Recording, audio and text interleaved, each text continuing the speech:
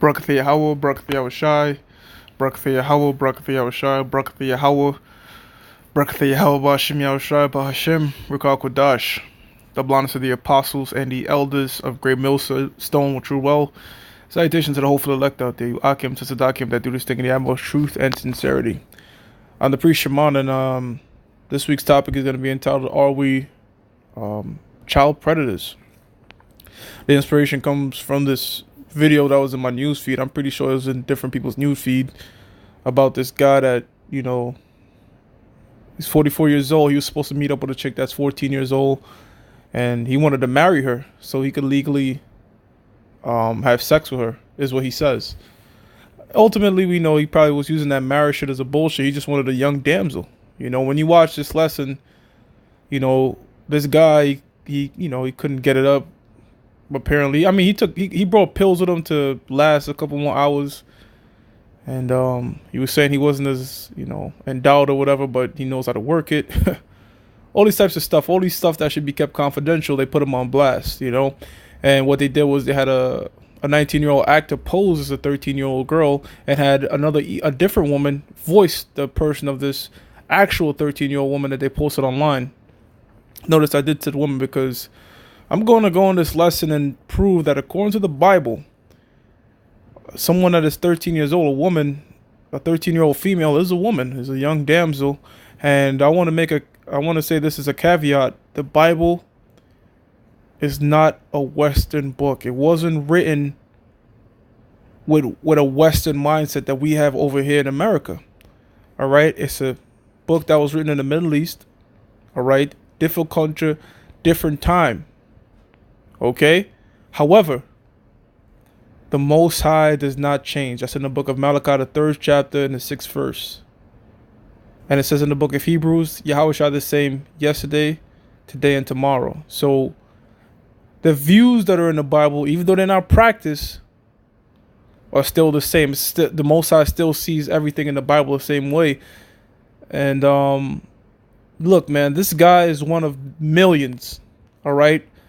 It's one of millions. It's just illegal here in America. You know what I'm saying? It goes against the so-called, but the things that the Bible condemns are legal here in America. The Bible does condemn homosexuality, lesbianism, transgenderism, bestiality, these types of things. But you can marry a tree in America. You can marry a car.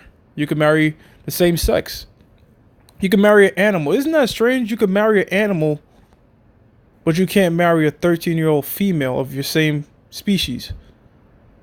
Well, this is the land of confusion. This is Babylon, And I'm going to try to keep this as scriptural as possible because I know the title alone and the topic, and with all the censorship, I want edification to be brought out because this is what we call the nasty of the scriptures. This is the part that a lot of Hebrew Israelites don't want to touch. This is the part where a lot of Hebrew Israelites throw their emotions in there. All right. So we're going to deal with the concept of, look, back then in the ancient world, men, even older than this dude, this guy is 44. You had men, a prophet of the Most High, our king, 70 years old, was offered a woman that was 12 or 13 years old. When I put this lesson together, am I putting it together to say go out there and find you a 13 or 14-year-old girl? I'm just saying, look, if a man has desires, he might be driving past a high school or middle school, and I'm going to be straight. He might see some of those little girls and, get aroused by that. But I'm putting this out there to let you know, like, that's not unnatural. That happened back then. And this guy is just one of many that have those desires now, but it's in a society where it's illegal. That's all that's happening right now. Meaning if he'd have done this and marry this woman, all right, well, rather to be, to come straight forward, that woman, that 13-year-old woman would have been given to him and he'd have to pay for her, and she would have to be a comfort unto him. Because in today's generation, you have a young daughter, she's going to school and she's not doing nothing productive for your house. She's snapping, she's twerking on Instagram. She's fucking already. So what's the point? She's in high school fucking already. Most of them, not all. Okay? So this society is completely different than how the Bible was written. So without further ado, I'm again this, and this is for Educational purposes. This is the book of Mark, the 5th chapter and the 41st verse. It says, "And he took the damsel by the land and said unto her, Talitha komai, or komi. In the Hebrew, this is kwam. In the Lashon Kodash. So we're saying kwam, like rise, like we say kwam yashrala, which is being interpreted, damsel, I say unto thee, rise. So a damsel, all right? So let's use that, stick to that word damsel, okay? Let's understand the idea and concept of a damsel. What they got in the Greek here? A girl, a damsel, a maiden, right? But not only any maiden, a damsel is associated with one that is very young, It says, "And straightway the damsel arose and walked, for she was of the age of 12 years. So she was a 12-year-old damsel. And they were astonished with a great astonishment. Now, this lesson is to prove that, look, when a woman reached the flower of her age, which is her period, anywhere from 12 to 13, 14, depending on when they get it, she is now a woman. She could bear children, That is a better guideline. Puberty is a better guideline than emotions. Is pretty much how the Most High sees it, and it's logical. If let's say hypotheticals, every person was wiped out on Earth, and you have to reproduce, right? You want to do it with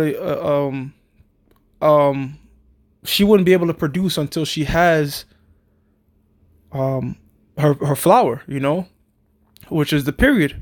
That's when you could bring forth more generations. So that's how it was done. The cue to when she can have babies, and now she's a woman, So in ancient customs, marriages were happening at early ages, and they were preordained, and there were huge age gaps. All right. Abraham and Sarah. Abraham was 100, Sarah was 90. So Abraham, let's go by this ratio here. If Sarah was 12 or 13, Abraham would have been 23 or 24, which would be illegal here in America, But then again, the things that are legal in America are illegal to the scriptures. And I mentioned some of them, such as homosexuality, bestiality, and you even have transgender and homosexual pastors, which the punishment of that is actually death.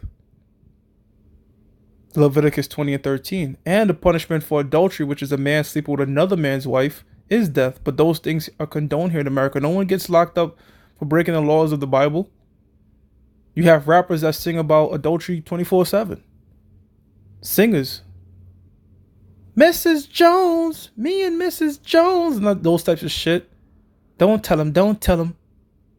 Songs about adultery. These things are played throughout the club. But if you were to go back in ancient world Israel, which were being occupied at the time by Negroes, Latinos, Native American, the true Israelites, you'd have been put to death for that. Even the thought of it is sin, according to the book of Matthew, man. All throughout the gospel, as the Lord tells us. Just thinking it is a sin. And I'm not defending what this guy did. All right. I'm just putting this because this is a topic that is in the Bible, something that we do teach.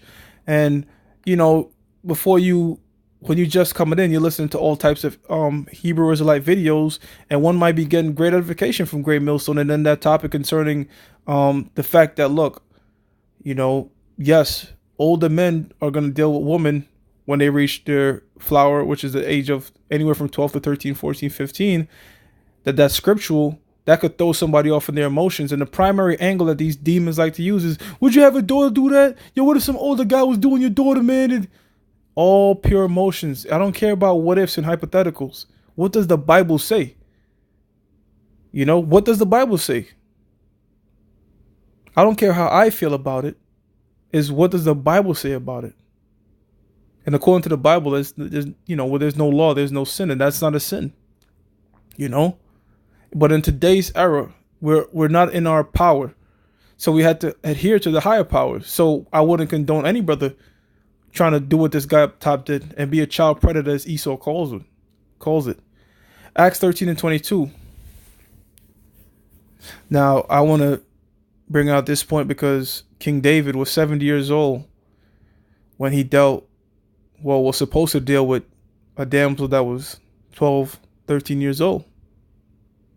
Now, was David a wicked person? Well, let's see something. Acts 13 and 22. And when he had removed him, he raised up unto them David to be their king. That would die. The blessed, this is our king. All right. This is Jacob. All right. He's the man. He's the one that the Most High loves. To whom also he gave testimony and said, I have found David, the son of Jesse, a man after my own heart. Hold on. Read that part again. A man after my own heart. Meaning King David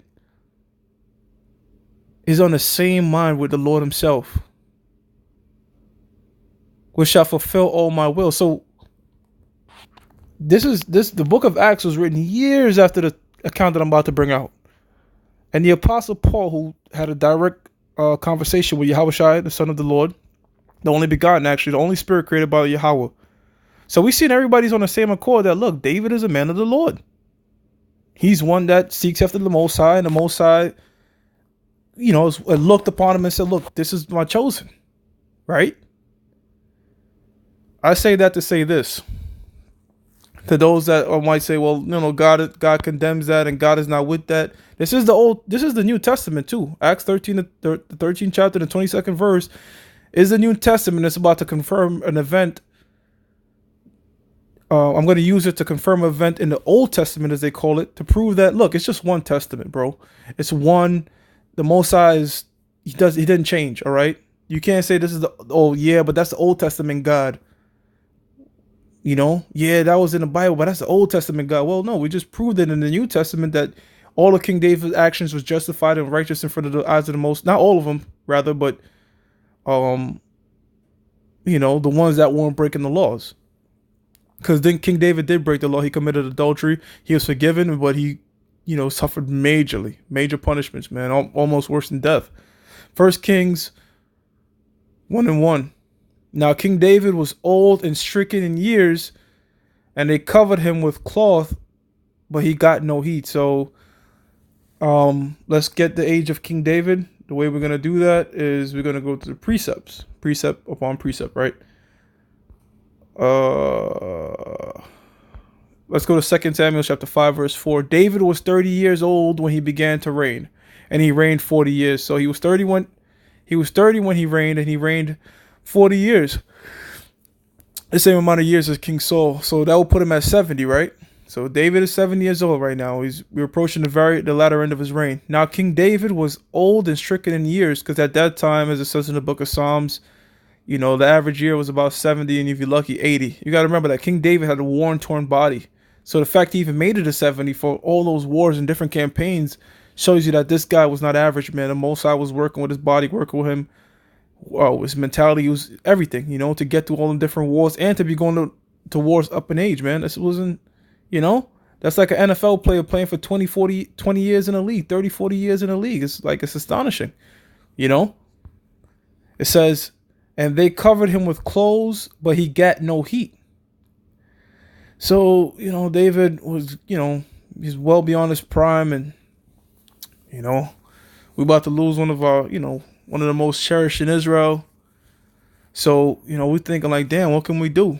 So this is what we did. Verse 2. Wherefore his servant said unto him, let there be sought for my lord the king a young virgin. A young virgin. The Hebrew word there for young is Na'ira. That actually sounds like a good name for a woman. Na'ira, which means girl, damsel, female, servant, little girl. Woo! Damn. A girl, damsel, a little girl. So that whole idea of a damsel being some 18-year-old legally consented, because they might throw their emotions in there and say that, no, damsel means, 18 years old, legal consent. According to Esau, no, man, a damsel is a young little girl, a young woman, marriageable young woman, concubine, prostitute, maid, female, attendant, female servant. So it's a young woman, right? A young Says it. Says they translate King James when they translate they put young for that word, naira. All right, virgin. Not only that, not only a young chick, but a young virgin, man, hasn't been touched. And that's one of the things that they highlighted in this thing above, man, when they were condemning this guy, like, oh, you made sure she was a virgin or some shit like that, or asked if she was a virgin. So this man's lust is, it just goes back to an ancient world lust, man. You know, and it's kind of crazy because you have certain of these schools out there, private schools or Catholic schools, and they have these chicks that Esau would call underaged, right?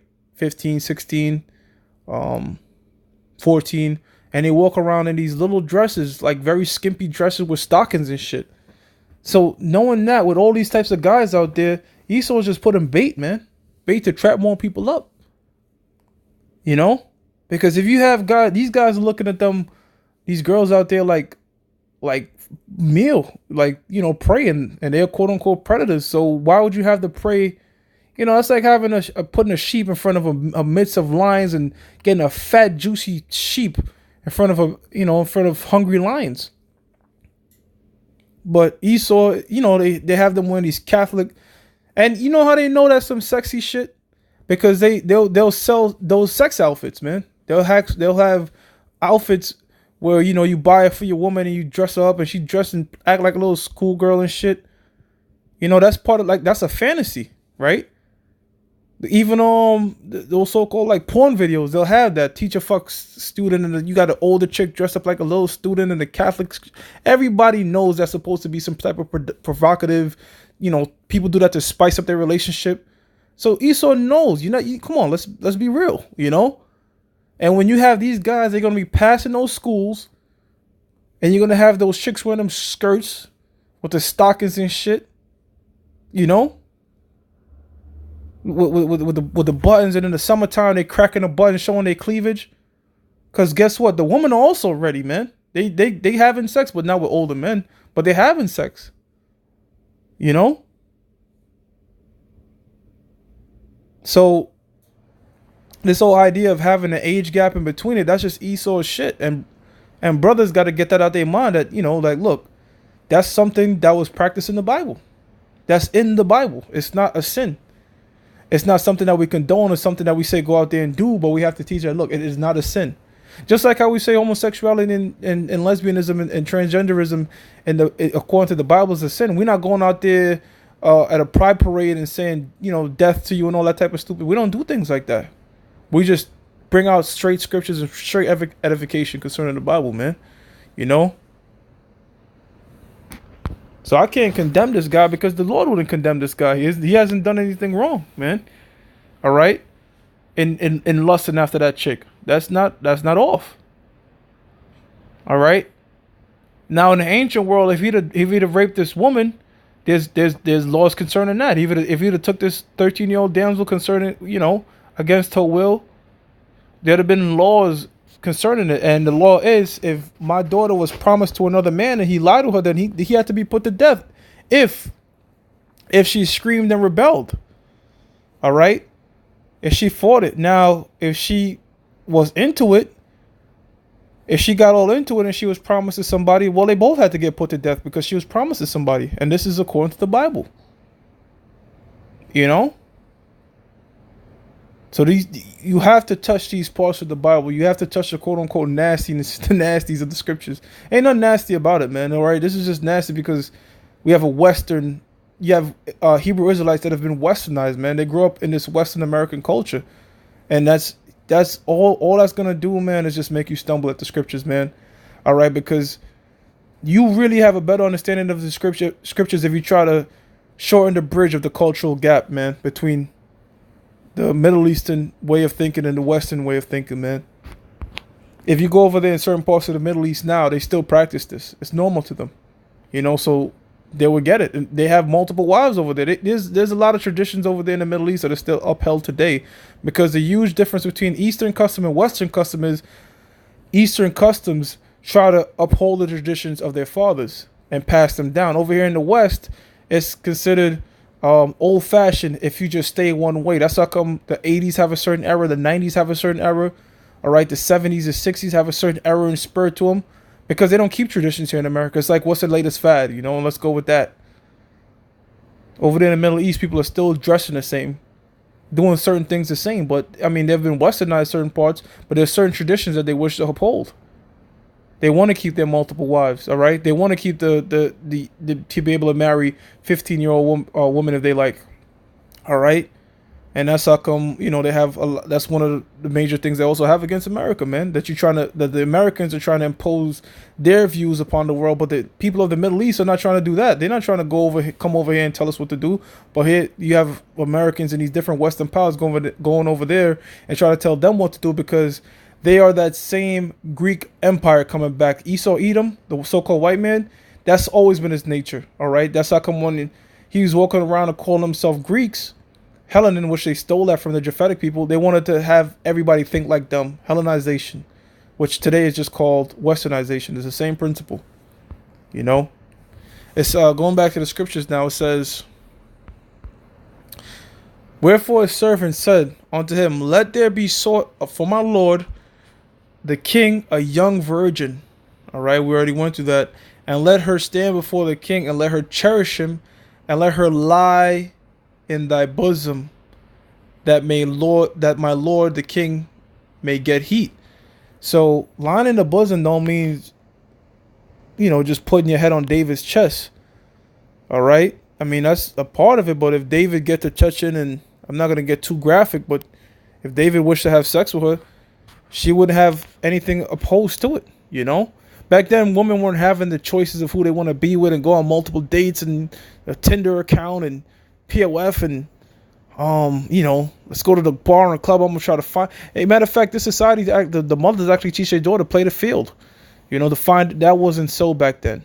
All right, it wasn't like a multiple choice or fucking a lottery ticket in terms of being your husband. You were, you know, the woman had no say. You know, she was told who she would marry. And this particular woman, she was beautiful, a beautiful young girl, a damsel, age of 12, and most scholars agree with that. And she was given to King David, you know, and her parents were excited about it. You would be excited about that if you had, you know, your daughter being given to King David. You kidding me? That was like a very high honor for the parents. So you know how they must have felt, you know, they must have, you know, they wanted to, because the custom was if David was the papa, you know, the bloody sheets would be given to the parents as proof or token of her virginity. You know, so they was all like, look, man, my daughter hasn't been touched. You know, King David, you could deal with her, and you know, I could keep the sheets, and I could say, look, this, you know, my daughter's married to King David. You know, that was a high honor. My daughter was beautiful enough to, you know, out of all these women in Israel, man, all these women in this land, man, you know, they chose my daughter. You know, so it was like that. You know.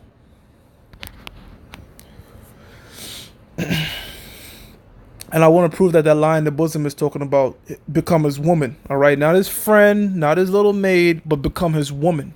One of his wives. Micah 7:5. Trust ye not in a friend. Put ye not confidence in a guide. Keep the doors of thy mouth from her that lieth in thy bosom. So that's talking about your woman, man. You know, lying in someone's bosom could, you know, is all throughout the scriptures. And, you know, depending on the context, it could mean different things. But the context that it's being used is being used to look that make that your wife and have sex, man. You know, if a chick is lying in my bosom, that means we just fucked or we about to fuck, man. Part of my French. You know, if her head is on my chest, either I'm about to do something or we're just done the thing, man. You know, let's prove let's get another scripture if that might be too, you know, just not direct enough for you. This is Genesis 6:5. And Sarai, who later will be called Sarah, Sarai means my princess, Sarah just means princess. And Sarai said unto Abraham, my wrong be upon thee. I have given my maid into thy bosom. Whoa. That maid is talking about Hagar. And when she saw that she had conceived, I was despised in her eyes. The Lord Yahweh Shai judges between me and you and thee. So Sarai gave Abraham Hagar because she could have kids. She had kids, and that pissed her off. She became envious. But the point being is, she's saying, look, when I gave her to line that bosom, means I gave you to her to pop, man. So that's a custom that might seem very strange to people now. That the wife went and got the husband another woman because she couldn't have kids, you know? And it wasn't no frozen semen somewhere. It wasn't. They didn't freeze Abraham's semen and plugged it into Agar because that's some shit they'll probably do to that. No, he lied with her. He enjoyed it. All right. All right. Sex doesn't. You have to think about this, right? Let's think about this. And I got this point from Amna Wahala. You can't have kids without the man being in it. All right. If the man is not into it, sex life cannot go forth because if his rod doesn't arise, the sex can't start. But the woman doesn't have to be into it for babies to take place. She doesn't necessarily have to be wet, for lack of a better term. All right, she doesn't have to be turned on. All right, the man could still penetrate her and put seed in her. Now she could be fucking wet as slip and slide, right? She could have the super soaker. If the man shit is not up, nothing is happening, period. And it doesn't matter the man's size, all right? Whether the man is endowed or not. If he's not going, then there's no life gonna be bring forth. There's no sex gonna happen. But vice versa, if the man is ready to go, all right, it doesn't matter the woman how much she's into it. It's just, can she have kids? And if she could have kids, which that starts around 13, 12, 13, 14, then that's a go. She's a woman now. And they show you this in this series Game of Thrones, which they show you that in the ancient world, that's how things were being done. And the Lord is okay with this. The man upstairs, which is a so-called black man, by the way, the Most High God, is with this, man. The Lord is with this. Now let me jump back to First Kings, where I was now. Now that we understand what what a damsel means and lying in the bosom means, that my lord the king may get heat. So let's see if we could get David's shit back up, man, by giving him a young baddie. And I'm just updating the terms of how we were speaking. Same thing. Let's go find him a little baddie. Get the king back his rhythm. Because he ain't looking too well right now. For First Kings chapter 1 verse 3. So they sought for a fair damsel. She was a baddie. All right. And that right there proves that it was a common thing, because the servants, they weren't no young servants, man. These were grown men that thought the chick looked good. And what's crazy about it is some of these chicks that are 13 have already enormous titties and ass and look super developed, to the point that they look older than certain women that are 20.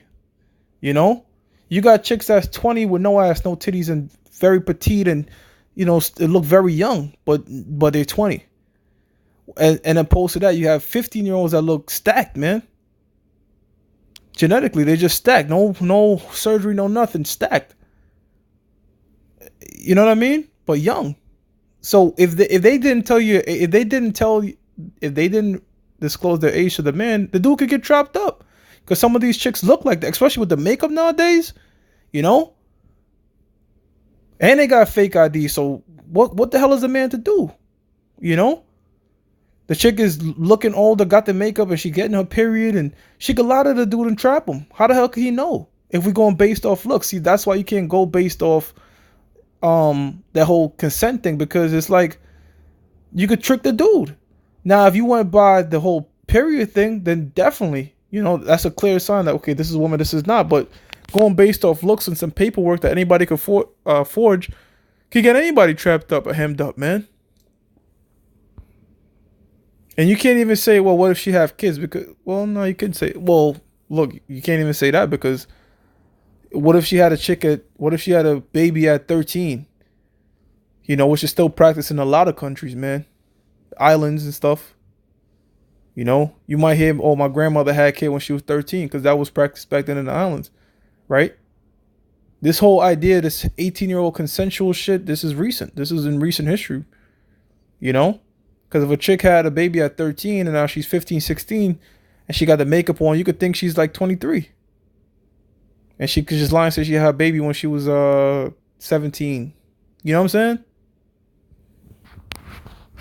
So they sought for a fair damsel throughout all the coast of Israel and found Abishag, a Shunammite, and brought her to the king.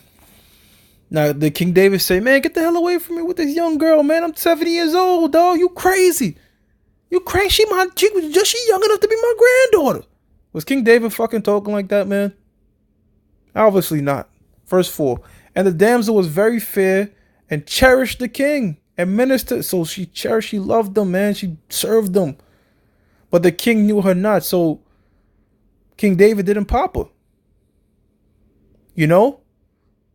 He didn't pop her because he wasn't as, he's 70 now. You know what I'm saying? He didn't pop her because, it's not because of, it's a sin, or it's because of his age, man. He wasn't, you know what I'm saying? There was no magic pill back there and all that, none of that, man. And at that point, certain chicks just treat you so well, you just appreciate how well they treat you, man. That look, even though I can't pop a man, this trick treat me so good. She probably was rubbing his back, rubbing his feet, making sure he was, helping him bathed up and all that and whatever, man. Just be a real confident helpmeet onto him, man. But when it came down to sex, it just wasn't happening like that. He wasn't as young as he used to be. He probably wanted to, but he's probably like, damn, you know what I'm saying? If I was young, I'd bust this shit. But, I'm not going to even embarrass myself, my old ass, with these moves right now. I'm old right now. But if I was younger, man, I'll tear her shit up. So that's probably what the King David was thinking, like any old Jake, But you know what? She doing me right. She doing me good. Man, he could have loved her. Scriptures don't outright say that, but, she ministered on, she did him right, man. So he didn't, he ended up he didn't pop or whatever, but this is how it was done back then, man. Same thing with Joseph and Mary. Yes, Joseph and Mary had sex, man. Joseph, scholars estimate, Mary's age around 13, 14, and Joseph, because remember, Joseph was already rich and established. All right, just think about that. How, they estimate him at the age of around 36, man. Not rich, rather, but, he had a carpenter business and everything going. Okay, so back then, we were not taking there was no age of consent, 18 years old, and no. It was the flower of the woman's age. That's how things were done. I don't have that scripture, but I'm going to go ahead and search it up and bring it up, and then I'm going to close out with a few other scriptures. Flower. This Corinthians, the 7th chapter. I know that for sure. Let's get the particular verse.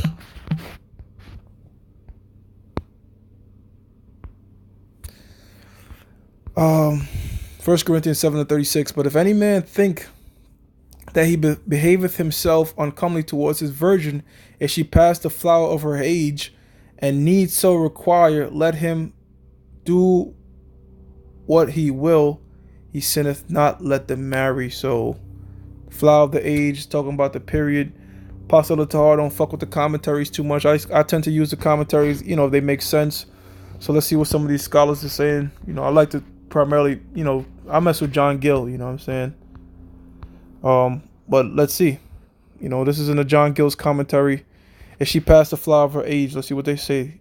That is, one that is arrived to the years of maturity is ripe for marriage, and is what the Jewish doctors call, I don't even want to guess it, who according to them was one of 12 years and a half old.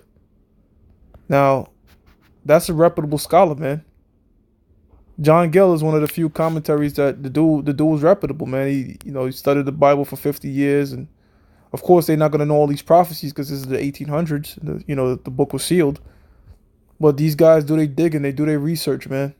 All right, and they understand that. All right, marriageable age, and the guy said, look, 12 and a half years old, at which age virgins were judged fit to marry. Hence, that saying of there's all right. If thy daughter blank is ripe. Oh, okay. That Hebrew word means ripe. If thy daughter is ripe or come to the flower of her age, make thy servant free and give her to him. Oh man, yeah. So that's what that was saying back then. Moreover, according to their canons, such an one was no longer under her father's power, for so runs the canon. When she is at the flower of her age, she is no more under her father's power. Now that's not accurate. That's not scriptural. All right, it's not scripture. You don't have to necessarily give her away right at that age, because she could just be a maid and a servant in her father's house without being married to a man. And it was a shameful thing for a woman to come back to her father's house after she's been married. So that whole thing of multiple dates and all that, that wasn't so. Once you got a woman, you got to understand it was like you pretty much got a slave, because there was a price for her. Because she could be useful in the father's house. So I'm just using one of the scholars, one of the commentaries that I use that checks out for me most of the part. John Gill, whatever. John Gill commentary. I mean, but you could use. Let's see what some of the other commentaries are saying. So you got John Gill. Let's see what Barnes is saying. Flower of her age. If she passed the marriageable age and remains unmarried, it is well known that in the East it was regarded as especially dishonorable to remain unmarried. So they understand that this is the Eastern way of thinking, and the authority of a father therefore might be the means of involving his daughter in shame and disgrace. When this would be the case, it would be wrong to prohibit her marriage. Let me see if any other scholars, letting you know that, look, it's 12 years old. Let's see if any of them got it. You might have it, but, this guy's saying a lot. This is the John Clark commentary. Let's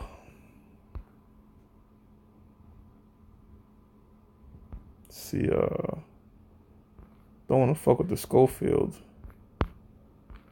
The flower. Only precept they got here for the flowers, 1 Samuel 2:33. And the man of thine, whom I shall not cut off from mine altar, shall be to consume thine eyes and to grieve thine heart, and all the increase of thine house shall die in the flower of their age. That's not what it's not what we want to use right now. But yeah, we already got one scholar to bring out the fact that one biblical scholar to bring out the fact that, look, man, it's common knowledge that that when you see that young woman damsel, it's talking about 12 and a half years old. It says, that's it on that. Now we understand now that that, look, once a woman reached the flower of her age, there was no age limit. Okay, there was no age limit in which a man could marry. So a woman could be 13, 14, and we seen King David being all the way up to 70. All right. There was no emotions in that. They didn't see it. It wasn't an emotional thing for to see that thing back then. It wasn't illegal. But here it is in America. What's illegal to the Bible is legal, and what's legal in the Bible is definitely frowned upon and seen as something that's illegal. But guess what? That's because Isaiah 10:1 tells us what? Woe unto them that decree unrighteous decree, and that right grievousness which they have prescribed. So this man has turned everything upside down. The scriptures tell you that, man. The turn of things upside down shall be esteemed as the potter's clay, man. Which is not esteemed. The potter's clay isn't esteemed. You break the shit, you don't give two fucks about it. What's esteemed is kings and these things. Not no potter's clay. So the things that Esau puts together, these law, statute, commandments, are pretty much hated, man. People don't give two fucks about them. They want to do their own thing, really. Here it is. The Bible says one example of literally turning something upside down is child support. Divorce. According to the law in the Bible, when a woman was to divorce herself from the man, she would leave with nothing. In fact, she would only have to take with what she had on her at the time. That's how come in the ancient world, women carried their jewels on them. Whether it be nose rings, the gold, and all that. They carried all that stuff on them. The coins that come with the marriage, they used to always have it on them, because at any time, the man could just say, look, this is done. Give them a bill of divorce and they're gone. right? And there's an account in the scripture where you had a woman that was searching all over for one of these particular coins because that was the custom of the time. You lose those coins and your ass is done if the woman put you to the side. And Jake was going overboard with it, so Yahushua was saying, look, man, stop, you know, stop deading the bitch because she didn't flip the bread right. You know what I'm saying? She didn't make your bread hot enough. You know, Jake was going overboard with that divorce thing, man. So Yahushua had to rebuke Israel on that. And Jake do that too. You know, he cut a bitch off for no reason. And man, I'm done with this. You know, really, she didn't commit no adultery or nothing. And you might have just been hot-headed. Nah, get out of here. You know, I don't want to deal with you no more. And really, you're just in your emotions. Yahushua said, look, man, unless she commit adultery, then, you know, just keep her around. Work shit out. Because guess what? You put out there, now you're going to definitely make her commit adultery to go fuck another man, you know? But in this society, it's been turned upside down. If you split or divorce with your woman, she could take half. Jeff Bezos, one of the richest men in America, split with his wife, she taking half. Unless you get a so-called prenuptial agreement. So society is just completely contrary to the Bible, man. So the fact that this lesson that I'm putting together, of course you're going to have people that smear it and come against it, or heck, even try to flag it. Let it be a curse unto them. But all I'm telling you is, look, the ways the Bible set things up contradict the natures of the so-called white man, because the so-called white man is wicked from the womb. All right? When I say so-called white man, I'm talking about the nation of Esau, Edom. And Esau, Edomite prominently is, you know, the so-called white race, where you could have black Edomites. All right? Put that out there too. All right? You could have Chinese Edomites, Hindu Edomites. All right?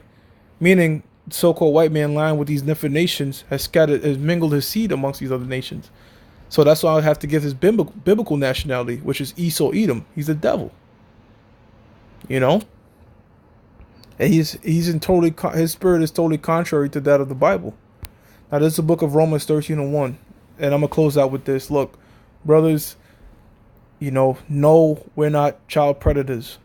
All right? We're not child predators. Even though I'm telling you that, look, man, you know, certainly these kids out here are what they will call kids, but, you know, you pass these high schools and you in your 20s, your 30s, and you see these chicks wearing them Catholic schoolgirl outfits. That might entice you. Is that going off? No, it's not, you know, not according to the Bible. And in fact, according to the Bible, in the kingdom, we're going to be marrying those women that please your eyes, you know, as long as they have their marriageable age. All right. At the same time, I'm not saying going out there and try to act upon any of this now. You know, create a secret account and try to mess it. No, you're only going to get yourself locked up, hemmed up, and the Lord is not with that. Not because you're breaking the law, but you're breaking the laws of who the Most High set up to rule over us. You know, to fulfill the curse. Romans 13:1. Let every soul be subject unto the higher powers. At the time, that was the Romans. Today, it's the modern day Romans in form of the U.S. government. You know, where we stay now. Or whatever respective government that you have, brothers that's watching this all across the world, that holds an age of consent. You got to adhere to it. For there is no power but of the Most High. The powers that be or ordained of the Most High. So the Most High set the so-called white man up. So, Psalms 14, okay. The wicked which is thy sword. Proverbs 16:4 created the wicked for the day of evil. So the Most High put this devil in his position. It says, 2. Whosoever therefore resisteth the power, resisteth the ordinance of the Most High, and they that resist shall receive to themselves damnation. So you try to buck up against the Most High and say, oh no, man, I watched a show with the priest Shaban, man. He said you could deal with them chicks, brother. He said it, brother. Nigga, I ain't say go fucking deal with all that. I'm telling you according to what the Bible say, man. See, Great Millstone told me though, bro. Great Millstone, he said I could do it. Nope. I ain't telling nobody to go out and break none of this man's laws, man. Not one. Keep them to the best of your ability. Pay your taxes. Run on to Caesar what's Caesar. Be a good law-abiding citizen, man. That's what you want to be. That's what you want to be till the Lord come back. Then, woo. Then you have the green light to do a lot of things that the Bible says to do that you want to act upon, but this man condemns it. Zephaniah. Wait ye upon me. So we got to wait on the Lord, man.